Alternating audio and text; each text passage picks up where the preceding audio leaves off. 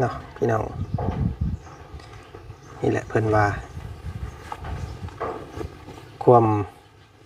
หักเนาะมีหักก็ต้องมีเจ็บว่าซั่นซะเนาะมีพบก็ต้องมีจากว่าซั่นพี่น้องเอ้ยทุกสิ่งทุกอย่างเนาะมันขึ้นอยู่กับสิ่งที่บ่แน่บ่นอนทั้งนั้นพี่น้องเอ้ยเนาะบ่มีหยังแน่นอนในโลกนี้บ่มีหยังมันคงกระดุมแก่นพี่น้องเอ้ยเนาะตากเสื้อผ้ากัดส่งซ่อนส่งในพี่น้องเอ้ยเนาะปิวไปเฮียสะซ้ายแต่ละมื้อก็ได้เนาะบางมื้อตากเสื้อผ้านี่บางมื้อก็รู้สึกว่าบ่เห็นแน่พี่น้องเอ้ยเนาะเพราะว่าตากอยู่ภาคหัวห้อยอยู่แบบซี่แหละพี่น้องเอ้ย เพราะว่าพื้นที่บ้านมันบ่มีเนาะทางหน้าบ้านก็ขี้พุ่นขี้ไงอันนี้เป็นหลังบ้านเด้อพี่น้องเด้อเนาะหลังบ้านบ่จันอันนี้ก็เนาะตากส่งตากเสื้ออยู่เฮือนหลังจากขึ้นมาแต่เฮือนเมตุ้ยพี่น้องเอ้ยเนาะไปดินน้ำเพิ่นก็มาตากเสื้อผ้าอยู่นี่บางมื้อก็โอ้ยส่งสลิปหายพี่น้องเอ้ยเนาะหากันบุ่นอยู่แต่ละมื้อเนาะเสื้อผ้าเพราะว่าห้อยไว้แบบซี่แหละมันล่มเนาะล่มมาปิวไปตกไปแล้วก็ยังเอาไปแล้วกับบ่ฮู้พี่น้องเลยเนาะ เอาเนาะเปิดภาพมาพบพ่อกับบ่าวจันเด้อพี่น้องเนาะด้วยความเคารพและฮักแพงเนาะพี่น้องเนาะ FC ผู้ใหญ่ใจดีทางฝั่งไทยเนาะที่ติดตามพวกเฮาอยู่นี่คือเกือบ90%พี่น้องเลยเนาะเป็นพี่น้องทางฝั่งไทยให้การซัพพอร์ตให้การสนับสนุนเบิ่งส้มคลิปบ่าวจันจังให้บ่าวจันมีมื้อนี้ได้พี่น้องเลยเนาะก็ทักทายสบายดีเมื่อสุขุสุคนเด้อเนาะFC ผู้ใหญ่ใจดีทุกท่านที่ว่าอยู่ทางฝั่งไทยพี่น้องเลยเนาะก็เป็นกำลังแห่งใจให้เนาะช่วงนี้ก็โอ้พี่น้องเลยทางเบิ่งข่าวเนาะก็ถือว่าทาง2,2 ฝ่ายพี่น้องเลยเนาะก็เกิดมีการปะทะ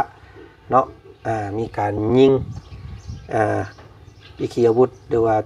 สงครามต่อสู้กันว่าสันสานยิงกันสนั่นวันไหวพี่น้องเลยเนาะเห็นแล้วก็โอ้ย่านเลยทางบ่จันก็ได้เนาะกะใครแน่ที่ว่ามันบ่ได้ใกล้กับชายแดนเพิ่นนะเนาะอันนี้ก็โอ้ต้องเป็นกำลังแห่งใจให้ทางพี่น้องทางสุรินทร์เนาะทางบุรีรัมย์พี่น้องเลยเนาะหรือว่าทางต่างๆกันแหละพี่น้องเลยเนาะโปรดมีความระมัดระวังเนาะให้แคล้วคลาดปลอดภัยเด้อเนาะบัดสุขคนเนาะเป็นกำลังแห่งใจให้หาข้อยุติหาข้อตกลงกันให้ได้ไวๆพี่น้องเลยเนาะเพราะว่าสงครามนี้ย่อมตามมาด้วยความเสียหายเนาะเสียทั้งชีวิตเสียทั้งทรัพย์สินพี่น้องเลยเนาะมีแต่ความเสียหายทั้งนั้นสงครามนะเนาะเอาหาข้อสรุปหาข้อตกลงกันให้ได้ทั้ง2,2 ฝ่ายพี่น้องเลยเนาะเป็นกำลังแห่งใจให้ก่อนอื่นกับทักทายสบายดีเนาะพ่อแม่พี่น้องหมู่เพื่อนกันเมื่อสุคนเจอกันครับบ่าวจันบรรยากาศตอนบ่าย2 โมงพี่น้องเลยมื้อนี้เนาะเปิดคลิปมากะบนพุ่มพำคนเดียวพี่น้องเลยเนาะนั่นแหละพี่น้องเลยเนาะกะบนถึงเรื่องความหักความมักเนาะพี่น้องเลยความหักนี่ก็มีหักแล้วก็ต้องมีสร้างพี่น้องเลยเนาะนี่แหละจังว่าบอกพี่บอกน้องตลอดเวลาเนาะพี่น้องเนาะว่าบ่ต้องหักบ่าวจันหลายพี่น้องเลยเนาะหักน้อยๆเนาะแต่ขอให้หักกันนานๆว่าซั่นซะพี่น้องเลยมันสิดีกว่าหักหลายแล้วเบิดใบเนาะพี่น้องเนาะเบิดไว้แล้วก็เกิดเป็นความมองกันบ่ติดว่าซั่นซะพี่น้องเลยเนาะ FC เบิดสุคนที่หักที่แพงเบิ่งส้มก็ขอให้เบิ่งน้อยๆให้เบิ่งนานๆได้กันเด้อพี่น้องเอ้ยเนาะ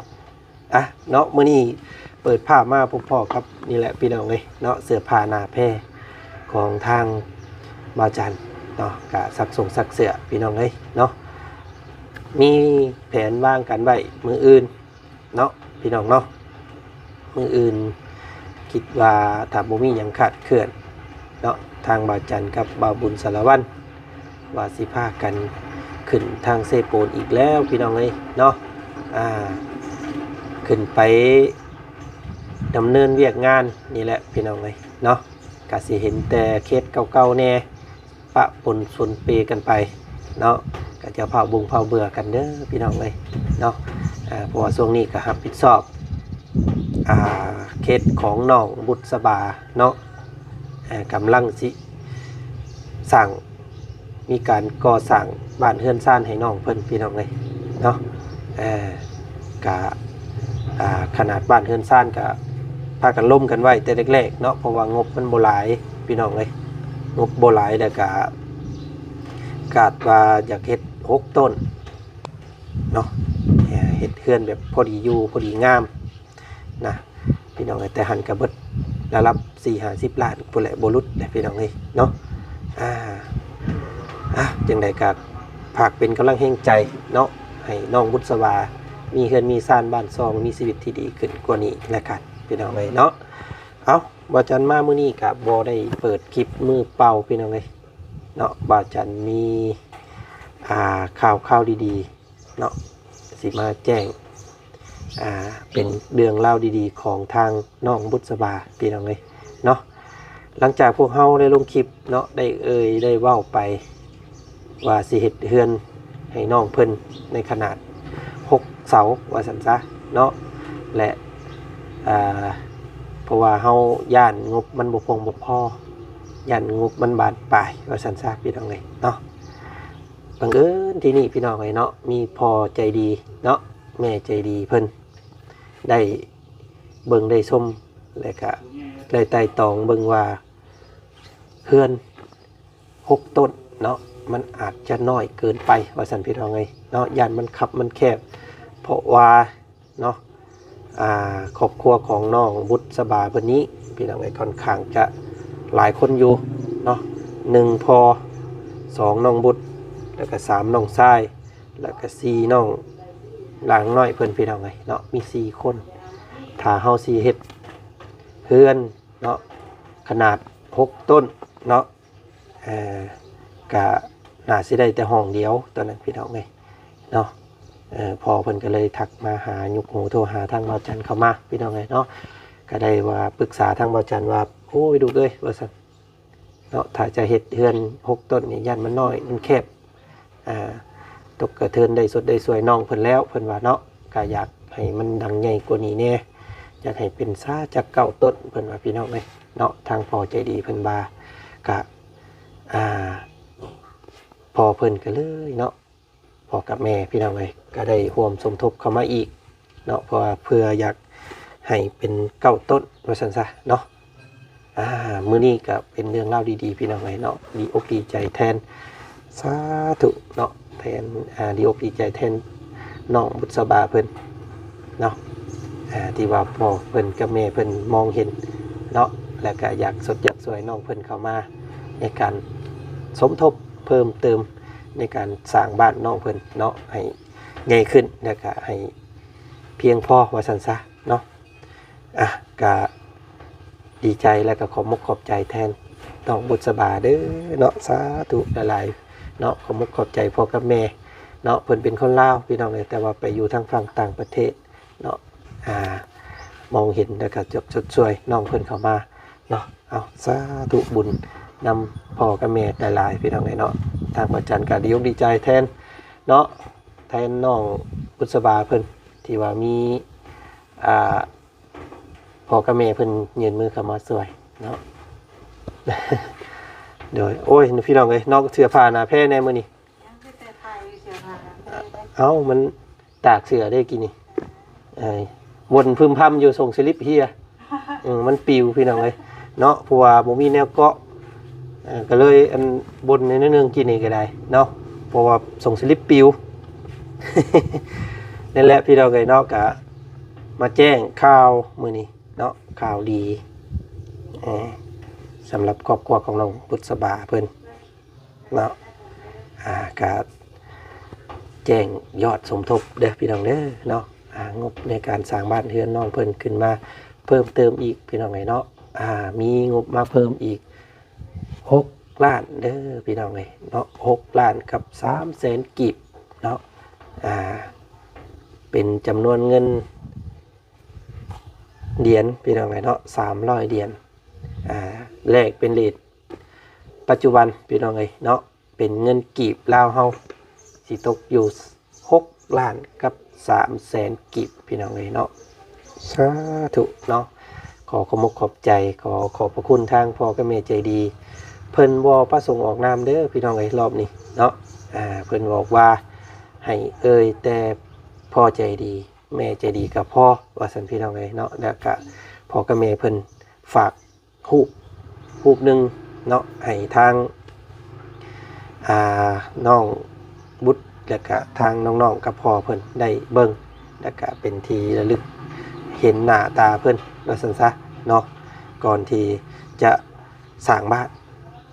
โอ้ยพี่น้องเนาะดีใจแทนน้องเพิ่นเมื่อก่อนทางบ่จันก็คิดว่า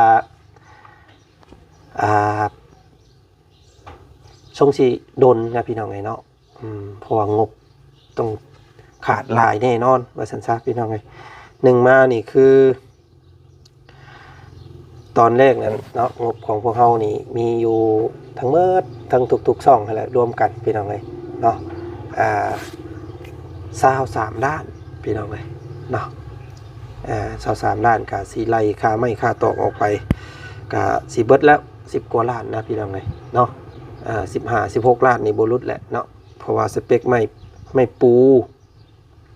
ไม่คือไม่ค้างไม่ข่าวเนาะพี่น้องเนาะมีแต่สเปคใหม่แพงๆนั่นแหละพี่น้องแต่ที่นี่ก็ขยับมาอีกบาทนี่พี่น้องเนาะจาก23เนาะก็สิเป็น29บาทนี่พี่น้อง29ล้านเนาะเพิ่มเติมขึ้นมาอีกพี่น้องใกล้ความจริงเข้ามาแล้วเด้อบาทนี่เนาะ29ล้านแต่ว่าพอเพิ่นขอให้กว้างขึ้นอีกใหญ่ขึ้นอีกเนาะเสาทางบ่จันสั่งมามือก่อนนะพี่น้องเนาะ650,000ต่อต้นเนาะถ้าเพิ่มมาอีก3เสาก็368เนาะ1.8 ล้าน 9พูดเลยพี่น้องล้านเกือบ2ล้านเนาะ3ต้นนะเกือบ2ล้านว่าซั่นๆเนาะ1,950,000ก็สิเพิ่มให้เพิ่นอีกว่าซั่นซะเนาะทางพ่อเพิ่นก็ว่าโอ้ยเดี๋ยวพ่อก็สิเบิ่งไปเรื่อยๆว่าซั่นพี่น้องขาดเขินหม่องใดก็สิเบิ่งไปตามกำลังเนาะเอาจังได๋ก็เนาะดุนเบิ่งดุนส้มน้ำกันอีกพี่น้องถ้าเป็นเฮือน9ต้นนี่เป็นเฮือนที่เวทว่าพอดีได้เนาะทางอาจารย์คิดว่าบ่น้อยบ่ใหญ่แล้วก็ถูกลักถูกขี้ถูกคล้องอีกพี่น้องเพราะว่าเฮือน6ต้นนี่มันก็คล้ายๆแบบเฮือนเขาคู่เนาะเสาคู่ว่าซั่นซะขีกอยู่คู่หนีเนาะถ้าคู่นี่ก็เป็นอันที่แบบว่ามันย่านมันมีแนวปิดไปว่าซั่นซะพี่น้องเนาะตามความเชื่อดอกเนาะอันนี้ก็บ่ขออธิบายเพิ่มแล้วกันตัวนี้พี่น้องมันก็ขึ้นกับความเชื่อความมักของคนเนาะ100 คน1,000 คนมักบ่คือกันพี่น้อง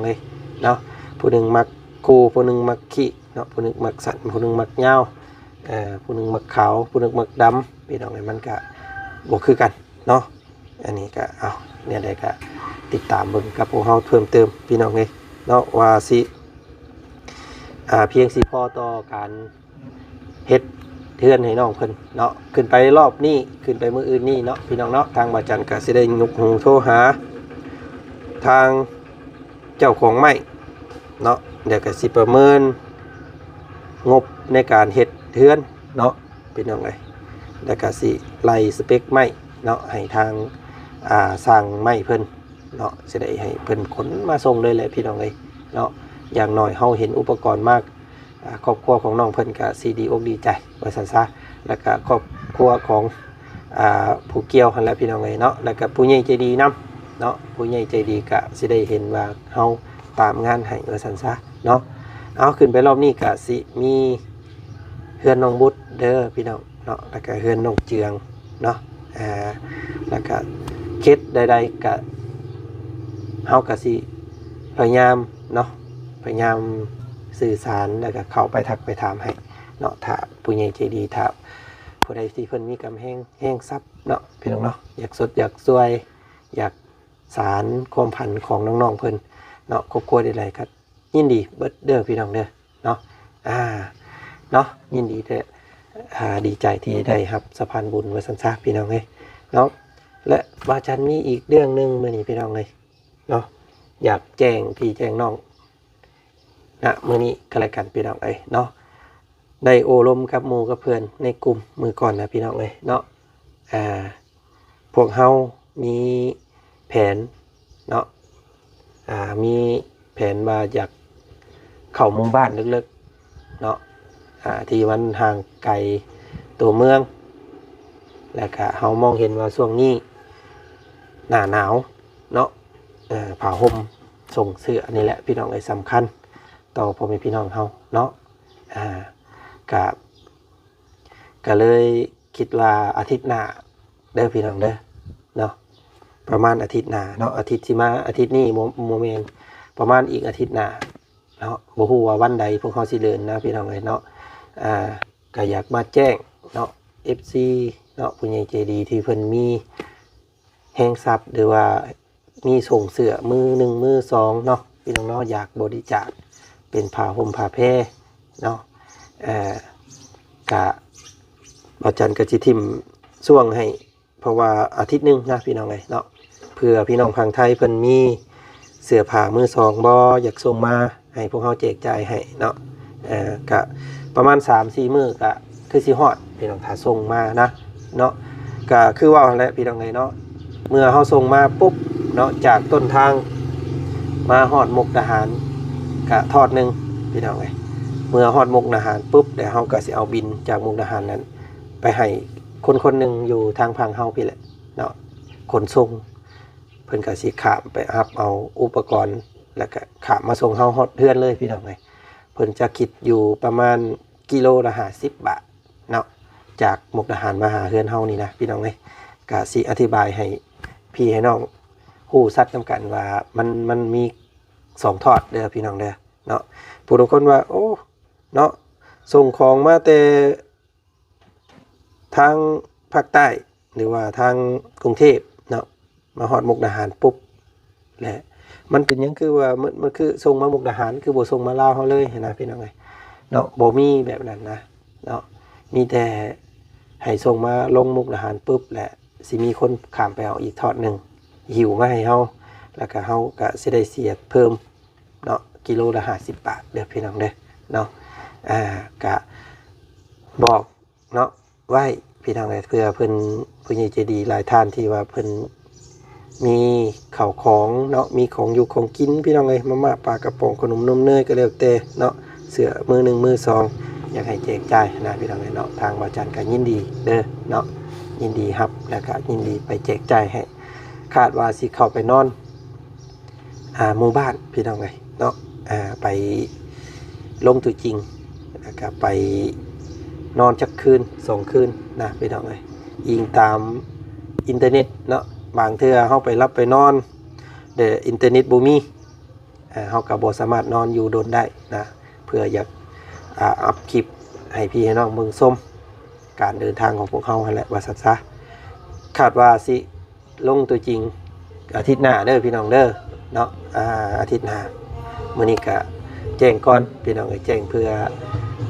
แม่ใจดีพ่อใจดีเพิ่นเนาะอยากมีส่วนร่วมเนาะเป็นเครื่องแจกเครื่องกินเครื่องดื่มเนาะเครื่องผ้าห่มผ้าแพรว่าซั่นซะไปแจกจ่ายเนาะแบ่งปันว่าซั่นซะพี่น้องปันน้ำใจเนาะทุกๆคนมันก็บ่ได้ร่ำรวยๆดอกพี่น้องแต่ว่าเฮาอยากช่วยนะเนาะสายบุญทุกคนเนี่ยก็พออยู่พอกินก็บ่ได้ขัดสนแต่ว่าเฮาอยากแบ่งปันเวลาเป็นสะพานบุญให้เนาะพ่อแม่พี่น้อง FC ที่ว่าเพิ่นมีข้าวของและสิไปแจกจ่ายให้เด้อพี่น้องเด้อเนาะยินดีเนาะติดต่อทางบ่จันได้พี่น้องเนาะบางคนก็ว่าโอ้ติดต่อยากอัพเข้าไลน์ก็คือบ่เห็นเนาะติดต่อทาง Facebook ก็ได้พี่น้องเนาะทางเฟซกับบางเทื่อเฮาบ่ค่อยได้เข้าอ่านพี่น้องเนาะเพราะว่าเฮาสลับบัญชีกับFacebook เฮานะเนาะบางเทื่อเฮาก็ลิ้นแต่ Facebook แล้วก็ เพิ่นติดต่อมาทางอ่าเพจมันก็สิบ่เร่งขึ้นนะพี่น้องเอ้ยเนาะมันก็เลยแบบว่าสื่อสารกัน